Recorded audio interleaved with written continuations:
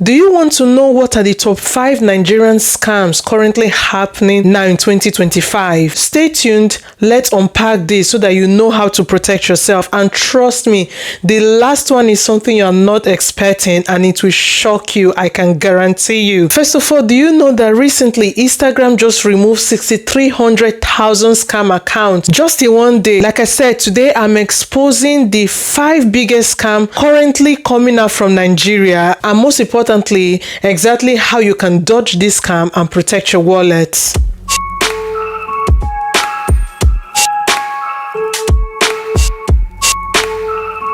Hey, welcome back to the channel. Watch to the end for a free PDF checklist that you can screenshot or download so that we can keep your money safe. Let's dive in. So the first one is the Yahoo scam, and for those who don't know, let's quickly play a video to explain how this works. But the lifestyle of Yahoo Boys are a stark contrast to those of their unsuspecting victims. These masterminds of deceptions revel in their extravagance, driving flashy cars and flaunting their lavish wardrobes and jewelry. Night after night, they indulge in wild parties at exclusive nightclubs surrounded by multiple partners. Their social media accounts are flooded with images of their opulent lifestyles and ostentatious possessions, all of which they use to entice more unsuspecting victims into their web of deceit. Unlike traditional criminals, the Yahoo Boys operate without borders. The internet is their playground, and they've got their sights set on anyone who's willing to fall for their get-rich-quick schemes. From unsuspecting seniors to naive millennials, no one is safe from their grasp. I do no banking, no internet, no email, nothing. Basically what you call computer illiterate. I was just starting to move forward after the death of my husband, and this is just, put me right back there.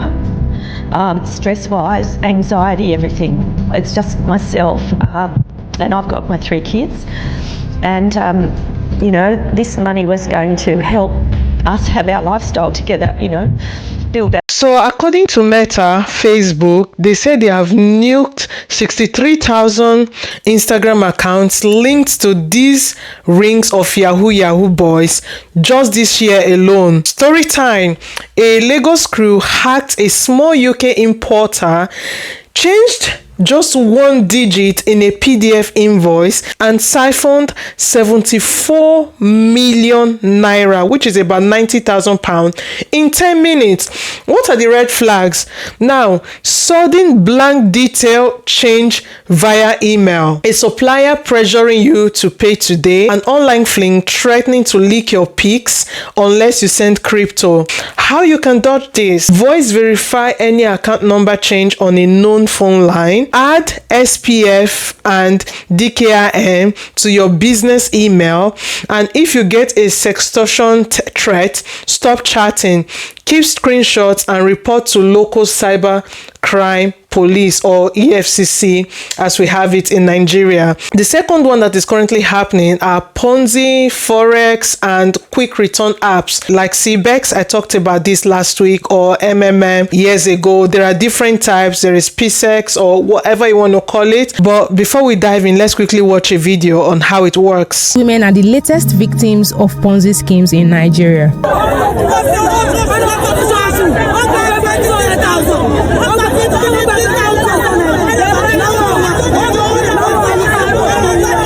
In months past, news made rounds on social media about how millions of unsuspecting Nigerians looking to invest their money or double it had been swindled through well-organized Ponzi schemes.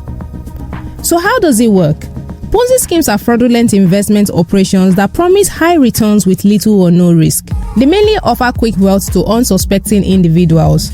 Over the years, some have unfortunately gained popularity. But first, let's discuss what they all have in common. 1. Pyramid schemes and multi-level marketing. They rely on recruiting new members to sustain the promised returns. The more people you bring, the more money they make, but they always have a way of making it look like you're helping yourself. 2. Investment clubs. They create investment opportunities as legitimate financial organizations, soliciting funds from members with the promise of high returns. However, they often lack the necessary licenses to operate, leading participants to huge financial losses. Lastly, crypto-based Ponzi schemes. With the rise of cryptocurrencies, Ponzi schemes leveraging on digital currencies have also emerged. They typically promise quick and guaranteed returns on cryptocurrency investment. Still, they are often unsustainable, eventually resulting in significant financial losses. Do you know that in March 2025, which was last month, the EFCC named 58 unregistered schemes? They lure you with pastor's endorsement and mouth-watering returns, 10, 20, even 30% per month, some even 100. That's how crazy it can be. What are the red flags? No license, no audited statements, and pressure to roll over profits. How do you dodge this? I mentioned this in my previous video, but I will recap. Type the company name into sec.gov.ng and cbn.gov.ng, and if they don't have a license, then you shouldn't be giving them your money, and demand to see their audited financials. Actually, if they are real, they will show you their financial audits. I have to also remind you that most of these scams are not operated by Nigerians alone. But I'm focusing on Nigeria because I'm Nigerian. The third one is the romance crypto pig buttering. How does it work? Let's watch a video from BBC explaining this quickly.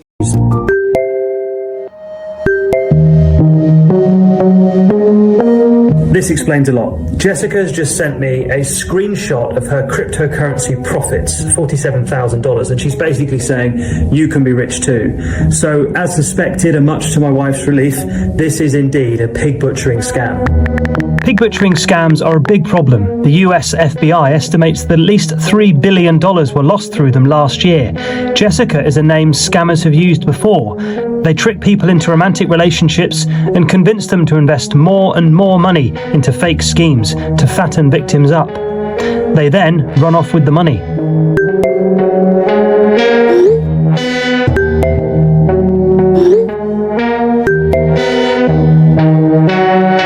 It's kind of a combination of those two. The love bombing of, hey, we have a future together because you're coming to Chicago and you're buying me a meal. But then that control, making sure that you're somebody who would be willing to follow instructions. If you had balked at that and said, you're not in control of my finances, then maybe that would have been one of those indicators, I'm not going to get as much money from this guy. Jessica has now asked me to spend some money. I said I've only got £200. And what's interesting is Jessica has made me feel very poor. We've been doing In 2024, US prosecutors said one Nigerian suspect pocketed over $3 million. I'm not even exaggerating, $3 million after romancing victims online, then steering them to a fake exchange. What are the red flags? They fall in love in days, push you to a private app, and suddenly know a surefire trade. How do you dodge this? So you might want to reverse search the image profile pics, or if you are not tech savvy, ask somebody who is knowledgeable about computers to help you do this, and insist on a live video chat early. Although this one is a bit tricky because now they are using deep fakes, which is when they use AI to take someone's picture and make it seem like the person is talking. Meanwhile, it's actually not the person. And we saw an example of this from Peter P. Square, who people were using his image of a fake video of him to scam other people. So it's a bit tricky. But nevertheless, also insist on a live video, and never move funds to a platform you didn't choose and KYC yourself. The fourth one is the SIM swap or mobile bank takeover. Let's watch a video on how that works. Just got a little harder. Police say scammers have figured out how to take over your phone number, giving them access to all kinds of things. They've arrested 10 people in Toronto in a scheme that has cost victims more than $1 million. CTV's Adrian Gabriel reports. It's called a SIM swap. The goal is to steal your phone number and infiltrate your online accounts. They're looking for juicy targets. The first step of a SIM swap fraud takes place when someone is able to convince a telecom provider that they're you. The criminal then gives instructions to have your personal phone number transferred over to their own phone. The phone number itself is used for two-factor authentication. So they'll go to something like their email and they'll hit the forgot my password button on the email. and that one-time password to take over that email account and change passwords is then sent to the suspects. And from there, any account you have that has its verification tied to your phone number can be targeted. In Canada, police believe more than 1,500 cellular accounts have been compromised with over $1 million stolen. The CBN's 2024 cybersecurity framework calls it a top threat. Criminals bribe or impersonate a telco shop, port your number, intercept OTPs, and empty your bank app before you even notice the no service icon. How do you dodge this? Ask your carrier for a SIM swap lock. Some networks call it in person only, which means you have to go there in person for anything to be done to your phone number. Move bank OTPs to an authenticator app. So instead of you to use an OTP, you know, the one that they will send you a code to your mobile phone number, use an authenticator app instead, which is better, and set a SIM pin and react instantly if your phone drops off the network. The last but not the least we've got today is the fake e-commerce sites and escrow clones. Let's watch a video on how that works. Credit card with every modern security aspect. It's got chip and pin, it's also got contactless. Is it secure? James Lyon from Sophos, you're going to show me it's not quite as secure as I might think. Take it away. Indeed, a lot of people would think these are perfectly secure. However, these have to be backwards compatible with a lot of countries that don't support all this new fancy stuff. So we're going to create a very quick clone of your credit card. This device here costs about £150 and I purchased it on Amazon, so not from a dodgy criminal gang. I'm going to swipe this through here, which, as you'll see on the screen, reads all of the data. That's your credit card number, your name, your expiration date, everything that I need to do a transaction in a country like the US. How come my card has ended up in a machine like that, though? I don't do that. Yeah, so there's a few ways it might happen. Firstly, of course, a retailer who's purposely engaging with activities could have one of these devices off to the side and sneakily swipe it. But this is a rather large model. They actually come in a tiny form factor where they can be put in front of ATM devices or even pre-built into a point of sale system at a retailer, sometimes even before it arrives at the store. That's what's been happening a lot through 2014 in some of these big data breaches. So you've got my data, what happens next? This is going to become your credit card. So let's wipe this blank card through. One of my favorites is to write it onto a hotel key card or something like that, because they get really confused when you try and pay with it. So that says that it worked. Let's just validate it here. Swipe, and you can see this now has exactly the same information as your credit card. So as you can see in the video, the man has just cloned the bank card of the other person. This one works in two ways. They can either clone your credit card via a fake e-commerce site. For example, in Nigeria, you've got Jumia or Amazon, Black Friday madness. So instead of you to go to the real website, they make it in a way that it looks exactly identical, but it's a fake one, and they just misspelled the URL. So instead of you to see, for example, www.amazon.whatever, you see www.amazon without the n .whatever. So if you are not checking properly, you put in your card details and this will enable them to steal your details. The second one is if you go into shops and the cashier are dodgy or maybe working with all these fraudsters or criminals, just like you've seen in the video, use a way to clone your card and by then having access to your credit card information. In fact, last year alone, Africa exported 8 cloned Jumia pages just last November alone. So let that sink in. How do you dodge this?